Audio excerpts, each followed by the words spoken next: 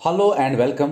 Computer series को continue करते हुए आज हम उठाएंगे हमारा नया topic computer memory. Memory unit भी आप बोल सकते हो इसको, स्टोरेज यूनिट भी आप इसको बोल सकते हो। और ये जो मेमोरी का टॉपिक है ना, इसको हम 2 लेक्चर्स में खत्म करेंगे। आज ये आपके सामने पहला लेक्चर आएगा। इसी पहले लेक्चर पे ये नीचे देखो मल्टीपल चॉइस क्वेश्चंस हैं। अगर आपने ये लेक्चर एंड तक देखा तभी आप ये मल्टीपल चॉइस क्वेश्चंस कर सकते हो।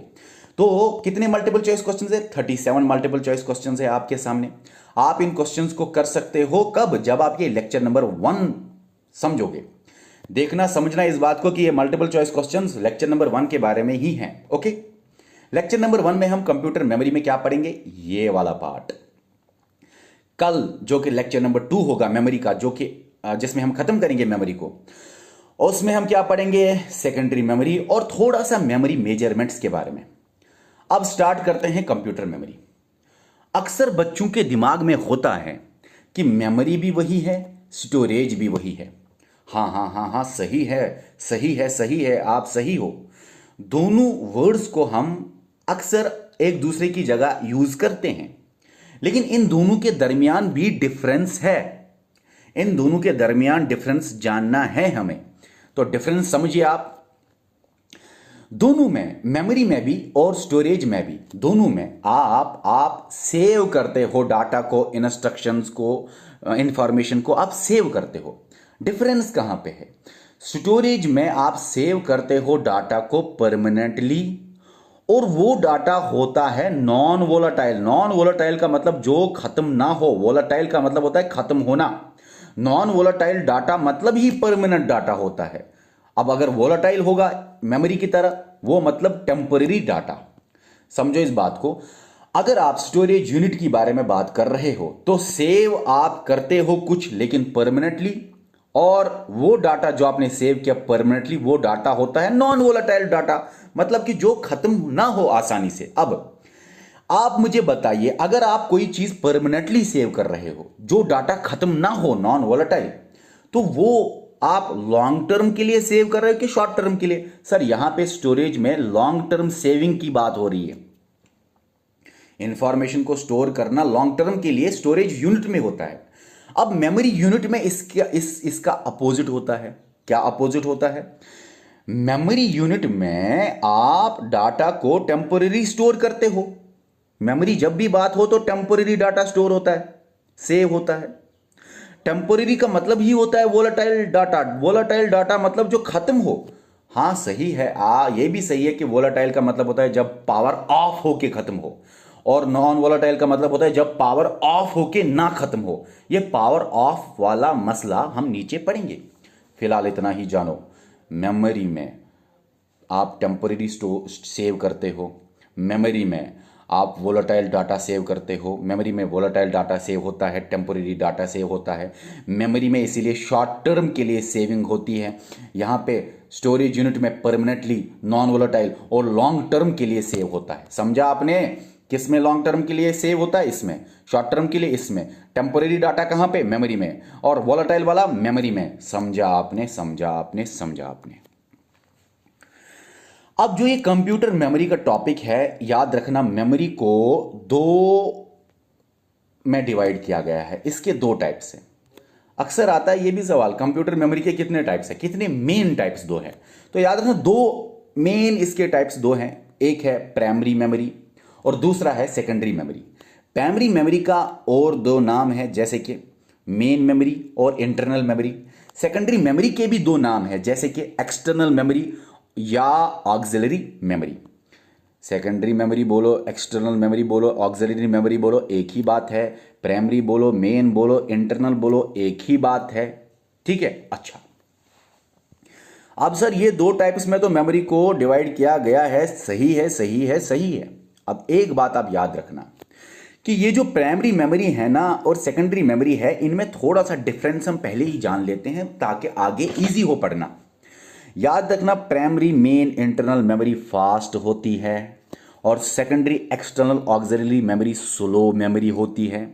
याद रखना, ये एक्सपेंसिव होती है। फास्ट होती है तो एक्सपेंसिव तो होगी। ये कम कॉस्टली होती है, कम कॉस्ट, इनएक्सपेंसिव होती है।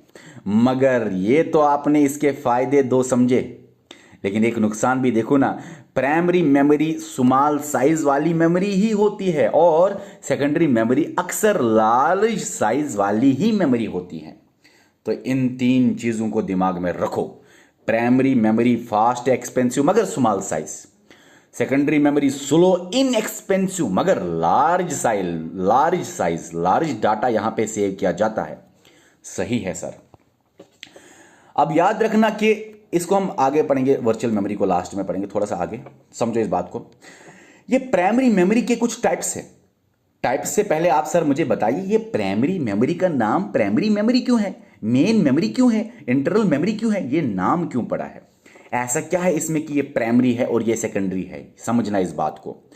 Central processing unit primary memory के साथ डायरेक्टली कनेक्टेड होता है, डायरेक्टली लिंक्ड होता है, डायरेक्टली डाटा को एक्सेस करता है। सीपीयू प्राइमरी मेमोरी के साथ डायरेक्टली टच में होता है, इसलिए इसको बोलते हैं primary memory. CPU secondary memory के साथ डायरेक्टली टच में नहीं होता, इनडायरेक्टली वहां से डाटा लिया जाता है। जैसे कि सेकेंडरी मेमोरी ये है, ये सीपीयू है। सीपीयू और सेकेंडरी मेमोरी के बीच में है, पता है कौन सी मेमोरी? ये वाली memory, primary memory.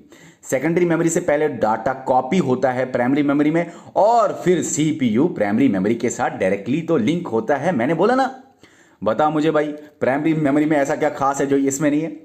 CPU directly connected होता है प्राइमरी मेमोरी के साथ। यहां पे सीपीयू डायरेक्टली सेकेंडरी मेमोरी के साथ काम नहीं करता, इनडायरेक्टली करता है काम सेकेंडरी मेमोरी के साथ। कैसे? सेकेंडरी मेमोरी से कॉपी होता है डाटा, इंस्ट्रक्शंस कॉपी होते हैं, पहले कहां पे पहुंचते हैं? प्राइमरी मेमोरी में, और फिर प्राइमरी और सीपीयू आपस में डायरेक्टली कम्युनिकेट करते हैं। अच्छा सर, ये डिफरेंस है? हाँ भाई, यही डिफरेंस है। देखो भाई, अब प्राइमरी मेमोरी के कुछ बुक्स लिखते हैं, दो ही टाइप्स है, रैम रोम, और ये आपने सुने होंगे। और सेकेंडरी मेमोरी के भी कुछ टाइप्स है, वो हम आगे देखेंगे। लेकिन प्राइमरी मेमोरी के दो टाइप्स आपने याद रखे, RAM ROM.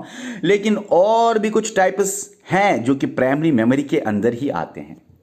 Cash memory, registers.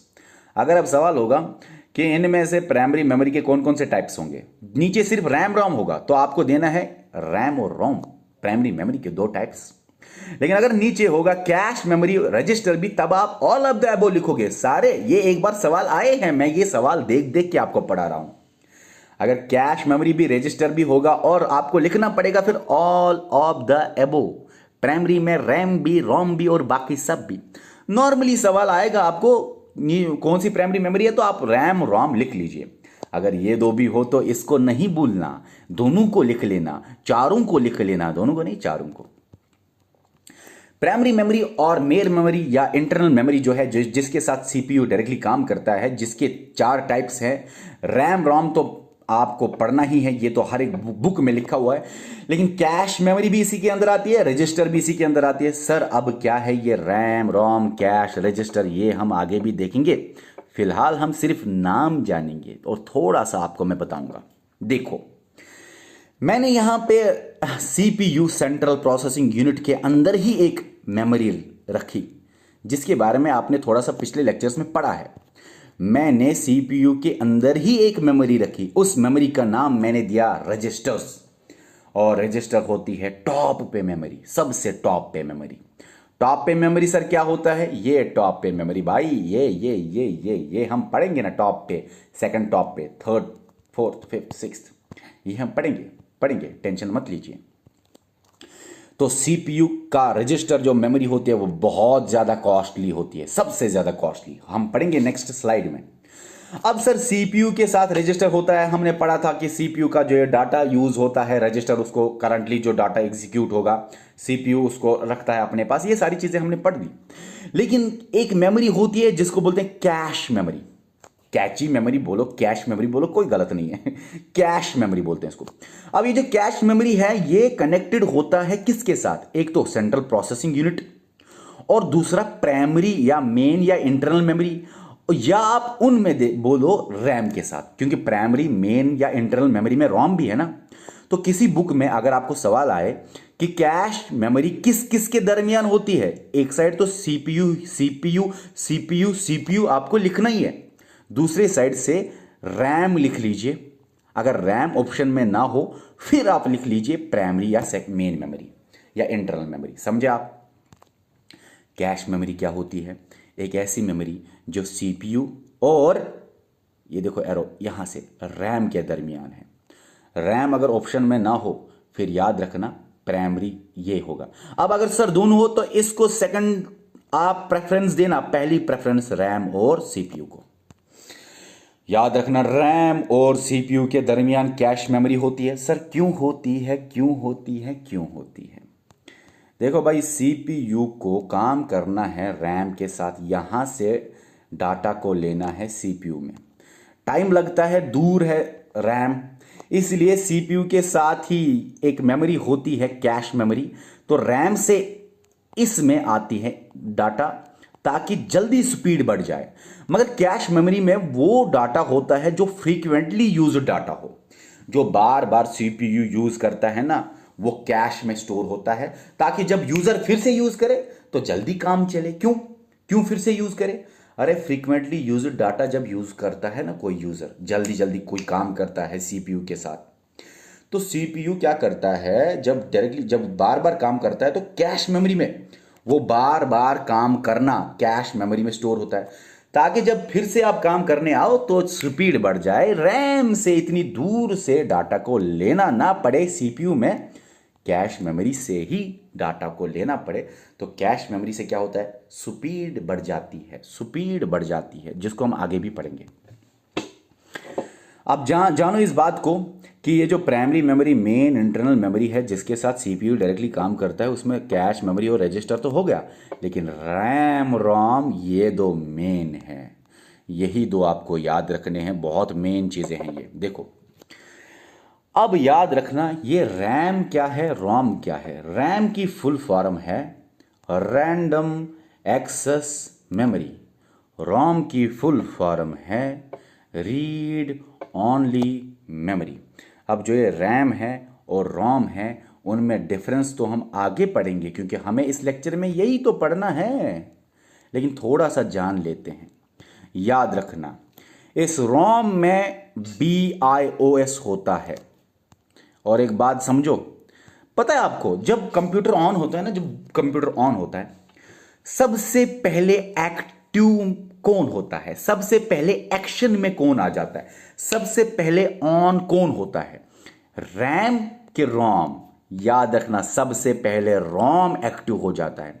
रोम में स्टोर होता है एक, वो एक्टिव हो जाता है रोम में। असल में सबसे पहले रोम एक्टिव होके रोम में जो बायोस है वो एक्टिव हो जाता है।